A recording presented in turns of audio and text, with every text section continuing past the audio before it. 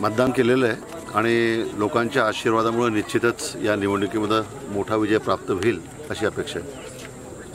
उमेदवारी उशिरा जाहीर झाल्यामुळे प्रचाराला कमी वेळ मिळाला, तसेच भाजपातर्फे दिग्गज नेत्यांचा सभा मतदारसंघात घेण्यात आला, तुम्हाला कमी वेळ मिळाला ही हो, याबाबत तुमचं काय मत आहे? हां, जरा उमेदवारी उशिरा घोषित झाली त्यामुळं मतदारसंघामध्ये प्रत्येक ठिकाणी पोहोचता आलं नाही, परंतु जितकं दिवस रात्र एक करून जितकं पोहोचता येईल लोकांपर्यंत मतदारांपर्यंत तो पोहोचण्याचा माझा प्रयत्न होता।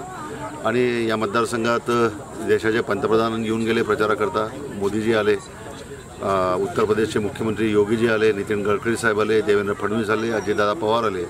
म्हणजे मला असं वाटतं की एकट्या अमरकाळला जर हरवण्याकरता जर इतक्या मोठ्या लोकांना या ठिकाणी जर यावं लागत असेल तर मला वाटतं की इथलं रिपोर्टिंग जे आहे ते त्यांना निश्चित कळालेलं होतं आणि त्याचमुळं या सर्व याच्यातून पक्षाला वाचवण्याकरता हे सर्व लोक या ठिकाणी आलेले होते। मतदारांना मतदान करण्याबाबत तुम्ही काय आवाहन कराल? बाबासाहेब आंबेडकरांनी दिलेला आपल्याला अधिकार आहे मतदानाचा आणि मतदान हे आपलं राष्ट्रीय कर्तव्य आहे, त्यामुळे प्रत्येक या देशातल्या सुजाण नागरिकांनी आपला मतदानाचा हक्क बजावला पाहिजे असं मी त्यांना आव्हान करतो, कारण की हा अतिशय महत्त्वाचा अधिकार आहे आणि या निवडणुकीच्या माध्यमातून तर आपण देशाचं भवितव्य साकारतो।